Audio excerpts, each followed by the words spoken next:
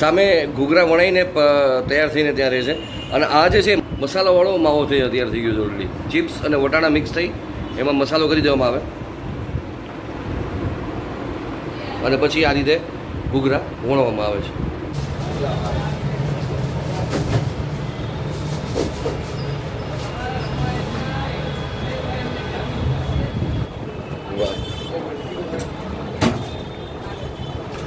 સિંગ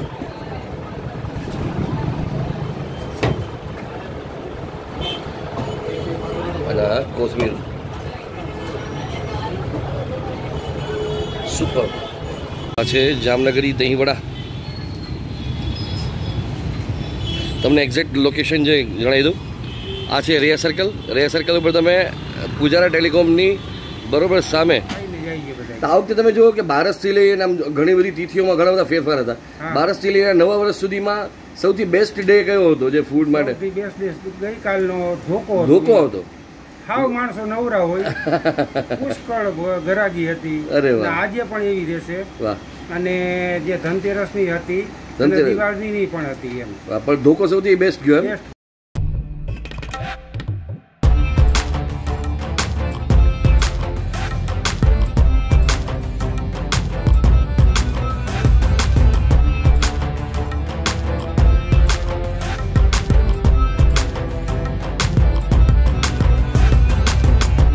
good morning, happy new year.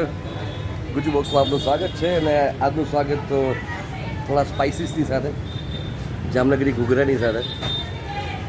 Yes, actually આજે છેલ્લા 2-3 blog જે છે ને એ કોઇન્સિડન્ટલી ભાઈના દિવાળીની રાત્રે શોપિંગ કરવા ગયો હતો ત્યારે આપણે નાનું ભાઈના બ્રેડ કેડકા ખાધા એટલે તેવું ચાલો તમારી સાથે તાત્કાલિક શેર કરી દઉં.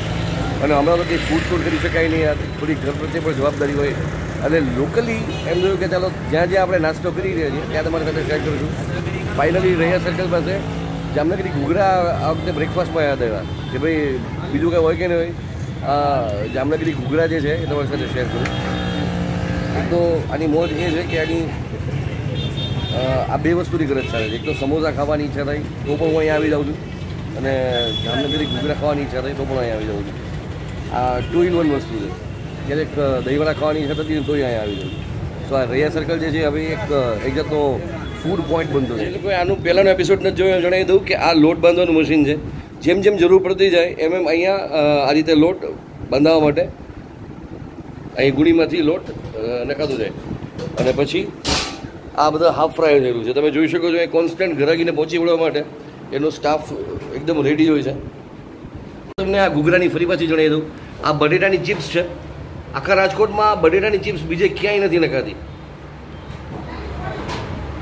એક ધ્રોલ અને એક અહીંયા, આ બે જગ્યાએ જ આ પ્રકારને તમને ઘૂઘરા જોવા મળશે. આ ઘૂઘરાનું સ્ટફિંગ છે અને એની સાથે સાથે આ વટાણા આ તમે જોઈ રહ્યા છો હાફ ફ્રાય ઓલરેડી થયેલા છે. જેમ જેમ કસ્ટમર્સ આવતા જાય એમ એમ એનો ઘાણો નખાતો જાય.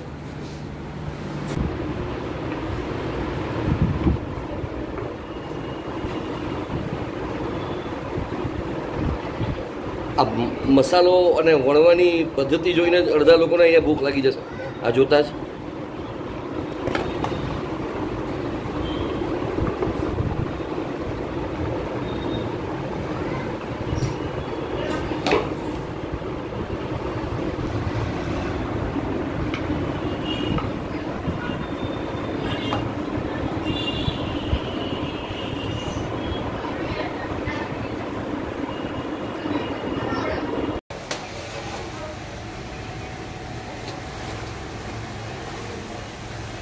વાહ, તો આ છે જામનગરી ઘૂઘરા, નવા વર્ષના ઘૂઘરા.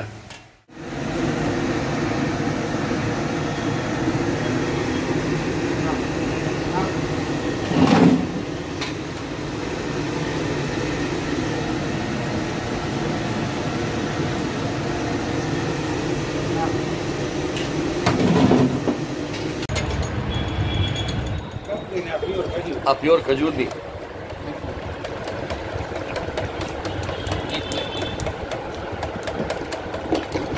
જા. હવે તમે એને આ રીતે ક્લીન કરી દો. તો પણ એની થિકનેસ આઈ થિંક બીજા કરતાં અલગ છે.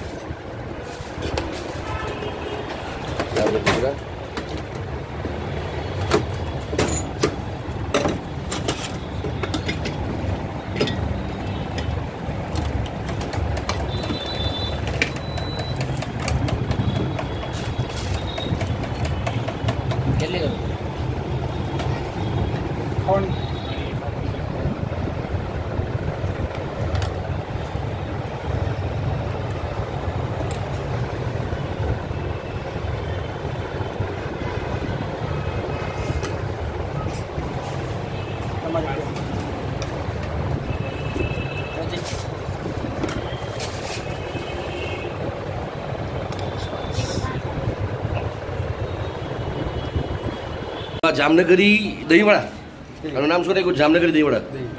આ છે વડા. આ દહીંવડાની સ્ટાઇલ અલગ છે તમારી. નોર્મલી લોકો એમને વડું મૂકી દેતા હોય છે ને, અને આ રીતે કટ કરી અને પછી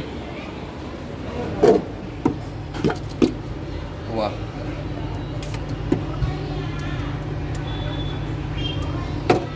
આવડી ગયા છે દહીં વડા. મસાલા હવે એના ઉપર આ બધા મસાલા.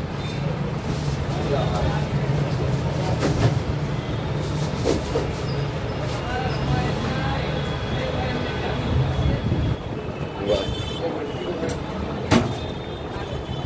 તીખી સિંગ.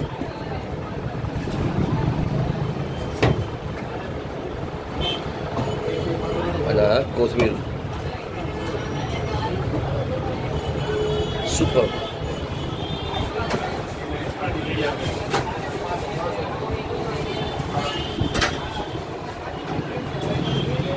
સો દહીંવડાના એક પ્લેટના 45 અને ઘૂઘરા એક પ્લેટમાં 4 પીસ આવે જે 35 રૂપિયા. સાથે વિમલભાઈના ફાધર છે અહીંયા જામનગરી ઘૂઘરાના ઓનર. નવા વર્ષની શરૂઆત કેવી ગઈ? ખાસ કરીને દિવાળી કેવી ગઈ આ વખતે? સારામાં સારી ગઈ, બહુ સારામાં સારી. એમ બહુ સરસ.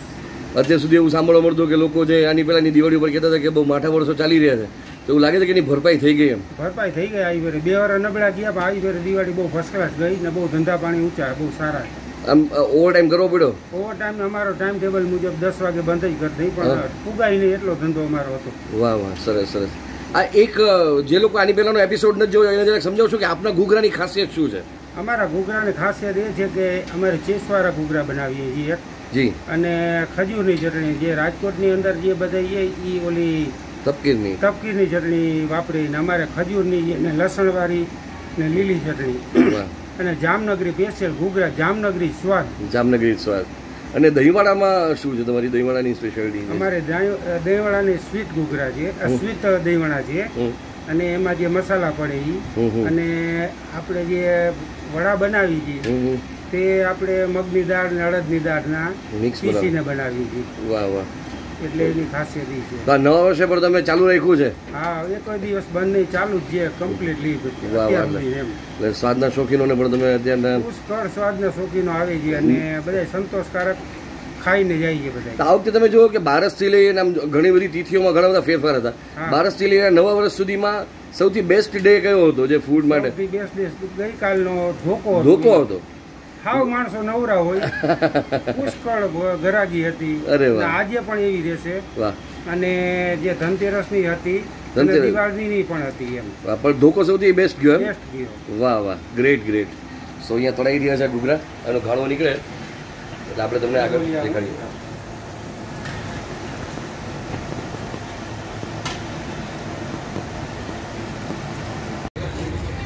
સો વન્સ અગેન ઘૂઘરા સાથે હેપી ન્યુ યર કીધું હતું. હવે નવા વર્ષની વધામણી ફરી પાછી કરીએ આપણે દહીંવડા સાથે. Happy new year again.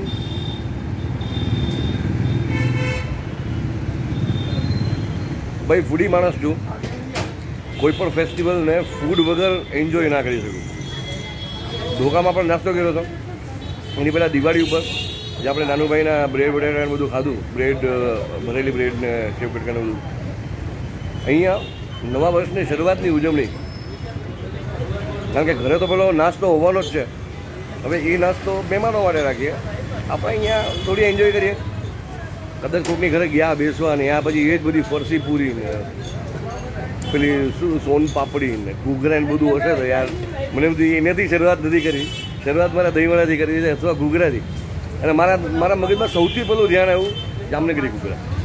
ઘૂઘરાની પહેલી પ્લેટ તો ખાધી. અહીંના દહીંવડા જે છે ને એ પણ જાસું છે, ખાસ કરીને વડાની અંદર દહીં એકદમ વ્યવસ્થિત રીતે સુસાઈ જાય, પેનિટ્રેટ થાય, મસાલા ચડી જાય એના માટે એની સિસ્ટમ એ છે એને એકદમ વ્યવસ્થિત રીતે કટ કરી નાખવામાં આવે છે. એટલે આમ જેને કહે કે રસો મસ્ત અંદર લાગી જાય, એકદમ ક્રિસ્પી દહીંવડા છે. મને એના દહીંવડા ભાવે છે. બીજી વખત અહીંયા હું ટેસ્ટ કરી રહ્યો છું, પણ ઘૂઘરા અનેક વખત ઇવન હું જ્યારે મિર્ચી મારતો ત્યારે પણ અમે સાંજે મારા સ્ટાફ માટે અહીંથી અમે મંગાવ્યા.